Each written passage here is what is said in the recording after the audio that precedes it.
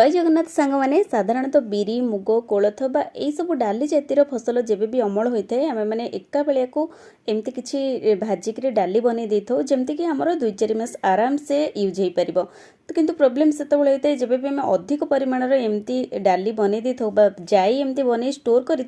देखिए से जाईटी धीरे धीरे मॉइस्चर आसी जाए जहाँफल कि जल्दी एमती पोक लगी जाती तो जेकोसी डाली जातिर जिनस जदि आपण मैंने अधिक अधिक दिन पर्यंत रखा चाहूँगी तेरे टिप्स टी निहाती भाव फॉलो करूँ सबू जाई आपण मैंने सुरक्षित रखापी पोक न लगे आम किचेन यूज कर सुखिला लंका को ये आड कर रखा सुखिला लंका आड करने द्वारा आर स्मेल रे बिल्कुल भी कौन पोक लगे ना आ डाली आमर एकदम फ्रेश आपण मैंने जदि भी गोटा रखापी चाहूँगी जेकोसी डाली जातीय शस्य को तो आपण मैंने एमती सुखिला लंका को आड कर रखु बहुत दिन पर्यंत भल रही सब जिन गृहिणी मानक जाना निहाती आवश्यक टिप्स भल लगे अप्लाई करूँ चैनल को सब्सक्राइब।